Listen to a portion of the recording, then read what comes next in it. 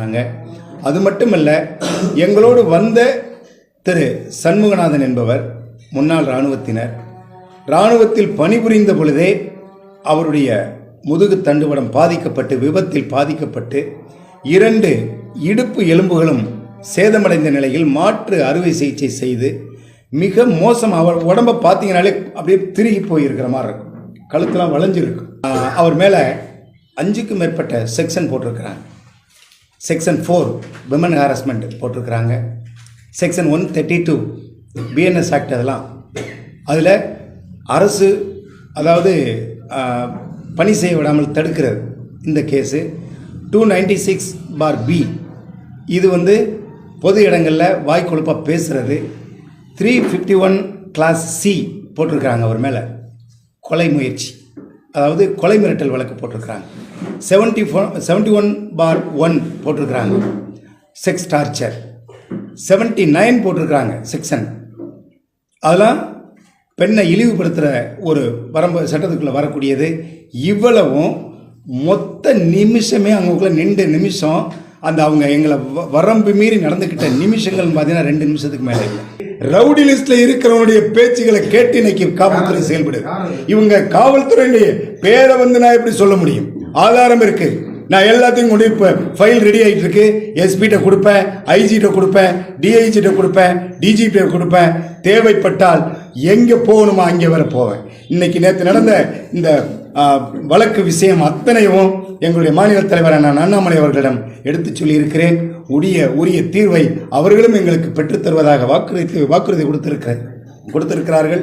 இது நியாயத்திற்கு புறம்பான ஒரு நக்சலைட்டுகளை தேடி, ஒரு தீவிரவாத கும்பலை தேடி ஓடுறது மாதிரி இன்னைக்கு காலையில் 3 போலீஸ்காரர் போய் ஒரு சாதாரண தொண்டன் வீட்டில் போய் நேற்று நடந்த கூட்டத்துக்கு ஏன் வந்தேன்னு சொல்லி மிரட்டி இருக்கிறாங்கன்னா இவங்க யாருக்காக வேலை செய்கிறாங்க?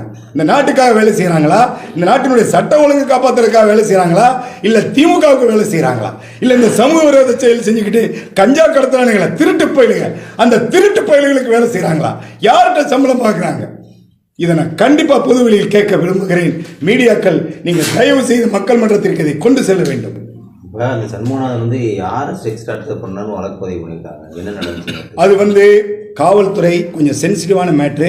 அதை நான் சொல்கிறேன். அதாவது இந்த வழக்குகள்லாம் போட்டிருக்காங்க. யாரை போட்டிருக்காங்க அப்படின்னு சொல்லிட்டு அவங்க தான் சொல்லணும். அவங்க யார் மீது போட்டிருக்காங்க அப்படின்லாம் அவங்க சொல்லலை. அதை விட பெரிய விஷயம் என்னென்னா, எப்படி அண்ணா பல்கலைக்கழகத்தில் அந்த மாணவனுடைய விஷயங்கள் வெளியில் போலீஸ் மூலமாக கசிஞ்சதோ அந்த மாதிரி இவரை பற்றிய விஷயங்களை அந்த ரிப்போர்ட் ப்ரிப்பேர் பண்ண 10வது நிமிஷத்தில் ஒரு திருட்டு நாய் கையில் போய் அங்கிருந்த காவல்துறை அதிகாரிகள் மூலமாக அவன் கைக்கு போய் அவன்கிட்ட 3-4 கை மாறி என் கைக்கு வந்திருக்கு. சமூக ஊடகங்களில் பூரா அவன் வெளியிட்டு இருக்கிறான். அவனை பிடிச்சி அரெஸ்ட் பண்ணுறேன்னா இந்த காவல்துறை உண்மையாக அந்த காவல்துறை மீது எனக்கு நம்பிக்கை இல்லாமல் போகிற அளவுக்கு மிக மோசமான முறையில் அந்த நிகழ்ச்சி நடத்தி இருக்கிறாங்க. சமூக விரோதிகள்கிட்ட கொடுத்து அதை சோசியல் மீடியாக்களில் போடுறான்னா இந்த காவல்துறையுடைய நோக்கம் என்ன? ஒரு சார்பு ஆய்வாளர் தான் அவர் இது பண்ணாருங்கிற மாதிரி. அதாவது அது எப்படி அவங்க பேரை சொல்ல விரும்பலையோ அந்த மாதிரி நானும் பேரை சொல்ல. இந்த செக்ஷன் மேலே அவங்க போட்டிருக்கிறாங்க. நேற்று நைட்டு அது அத்தனையும் போய் நடந்த ஒட்டுமொத்தமாக 2 நிமிஷங்களில் எங்கள் அந்த வந்தது, அசம்பிளானது, அரெஸ்ட் ஆனது எல்லாம் முடிஞ்சிருச்சு.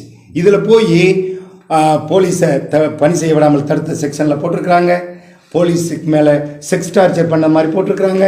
போலீஸை பெண்ணை இழிவுபடுத்துறதுல போட்டிருக்கிறாங்க. இது பூரா ஏன் போட்டிருக்கிறாங்க? மதுரையிலிருந்து பாதிக்கப்பட்ட மாணவிக்கு நீதி கேட்டு போராடிய பிஜேபியை அதே காவலரை வைத்து இழிவுபடுத்த வேண்டும் என்ற உள்நோக்கத்தோடு ஆட்சியாளர்களின் கைக்கூலிகளின், திமுக கைக்கூலிகளினுடைய காசுக்கு ஆசைப்பட்டு காவல்துறை இந்த வேலையை செய்திருக்கிறது. அதிகாரத்திற்கு பயந்து, நிர்பந்தத்திற்கு பயந்து இந்த வேலையை செய்திருக்கிறதாக நான் குற்றம் சாட்டுகிறேன். நாங்கள் அடுத்து நீதித்துறை சார்ந்த அத்தனை முயற்சிகளையும் எடுத்திருக்கிறோம். விரைவில் எங்களுக்கு நீதி கிடைக்கும் என்ற நம்பிக்கை இருக்கிறது. அது தொடர்பான எங்களது வழக்கறிஞர் பிரிவு மிக சுறுசுறுப்பாக வேலை செய்து கொண்டிருக்கிறது. இதில் பெரிய விஷயம் என்னன்னா, அவரை அடித்து ரொம்ப சேதப்படுத்தி உட்கார்ந்த நிலையில் ஒரு சமூக விரோதியை உள்ள விட்டு போட்டோ எடுக்க விட்டுருக்கிறாங்க. அந்த சமூக விரோதி ஏற்கனவே அந்த திருட்டு பயலை எந்த காவல்துறை அதிகாரி உள்ள விட்டாரோ அந்த காவல்துறை அதிகாரி இன்னைக்கு எங்களுக்கு பதில் சொல்லணும். அயோக்கியர்களுக்கும் முள்ளமாரிகளுக்கும் கஞ்சா வியாபாரிகளுக்கும் துணை போற இந்த காவல்துறை ஒரு தேசியவாதிகளுக்கு ஏன் அவர்களுடைய குரலுக்கு செவி சாய்க்க மறுக்கிறது? இந்த ஊர்ல கஞ்சா வியாபாரம் பண்றவனும் கஞ்சா தொழிலுக்கு உடந்தையா இருக்கிறவனையும் துணைக்கு வச்சுக்கிட்டு அவன் திமுக கைக்கூலியா இருந்து வேலை செய்யறானுங்க. அவனுகள் பேச்சை கேட்டுக்கிட்டு இந்த காவல்துறை இவ்வளவு சிரமப்படுத்துது. இன்னைக்கு காலையில கூட எங்களுடைய கட்சி உறுப்பினர் வினோத் அவர் வீட்டுக்கு காவனூர் பக்கத்தில் இருக்கிற காவனூருங்கிற ஊருக்கு போய் அங்கே 3 போலீஸை விட்டு மிரட்டியிருக்காங்க. நீ இனிமேல் இந்த கூட்ட நாட்டத்துக்கு வந்தீங்கன்னா நாங்கள் கண்டிப்பாக அவன் மேலே கேஸ் போடுவோம் அப்படின்னு மிரட்டியிருக்காங்க. நக்சலைட்டுகளா? பாரதிய ஜனதா கட்சி தொண்டர்கள் BNS ஆக்ட், பாரதிய நியாய சங்கீத் சட்டத்தை புனருத்தாரணம் செய்து இந்த நாட்டினுடைய சட்ட திட்டங்களை புனருத்தாரணம் செய்த ஒரு மாபெரும் தேசிய கட்சியினுடைய ஒரு அங்கமாக நாங்கள் இன்னைக்கு இருந்துகிட்டு இருக்கிறோம். இந்த நாட்டில் சட்டம் ஒழுங்க நீ நிலைநாட்டினா சட்டம் ஒழுங்க நிலைநாட்டக்கூடிய அரசியல் சாசனத்தை உருவாக்கக்கூடிய நிலையில நாங்கள் இன்னைக்கு எங்க கட்சி இருந்துகிட்டு இருக்கு. என்னென்ன கேசுகள் இருக்கோ அத்தனை கேசுகளையும் உங்க கட்சிக்கு எதிராக கழுவேற்றுமை அப்படின்னு சொல்றாரு. எவ்வளவு ஆணவம் இருந்தா அந்த இன்ஸ்பெக்டர் இந்த மாதிரி பேசுவார்? இதை நான் வன்மையாக கண்டிக்கிறேன். எங்களுக்கு நீதி கிடைக்கல.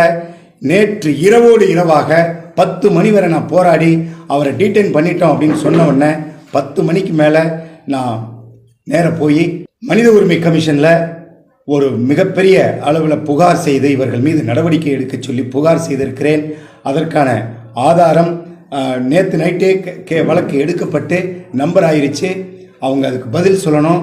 அது மட்டுமல்ல, யார் யாரெல்லாம் காவல்துறை அதிகாரிகள் தப்பாக இந்த கேஸை ஜோடிப்பதற்கு முயற்சித்தார்களோ அத்தனை பேர் மீதும் அந்த பொய் கேஸ் போட்டதற்காக அவர்கள் மீது பிரைவேட் கேஸ் போட்டு அவங்க இதுக்கு பதில் சொல்லணும்.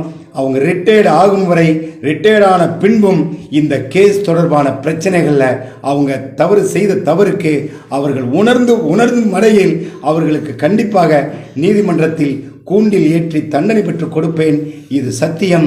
அது மட்டுமல்ல, தொடர்ந்து இந்த மிரட்டலையும் உருட்டலையும் கஞ்சா வியாபாரிகள் சொல் பேச்சை கேட்டு, கடத்தல்காரர்கள் சொல் பேச்சை கேட்டு, நயவஞ்சகர்கள், சமூக விரோதிகள், கேடி லிஸ்ட்ல இருக்கிறவனுடைய பேச்சையெல்லாம் கேட்டு காவல்துறை அவனுங்க பேச்சை கேட்டு பயந்துக்கிட்டு இங்கே உருட்டலை மிரட்டலை பிஜேபி தொண்டர்கள் மீது காவல்துறை நடத்தினால் எங்கள் மாநில தலைவர் அண்ணன் அண்ணாமலை அவர்களிடம் ஆசீர்வாதம் பெற்று அவர்களிடம் அனுமதி பெற்று காவல்துறைக்கு எதிரான ஒரு மாபெரும் ஆர்ப்பாட்டத்தை, மாபெரும் போராட்டத்தை, தொடர் போராட்டத்தை தேவைப்பட்டால் இந்த மாவட்டத்தில் நடத்துவோம். எங்களுக்கு நீதி கிடைக்கும் வரை காவல்துறை மீது, காவல்துறை நடத்துகின்ற இந்த அடக்குமுறை ஒடுக்குமுறைக்கு எதிரான எங்களது போராட்டம் தொடரும் என்று சொல்லி நிறைவு செய்கிறேன்.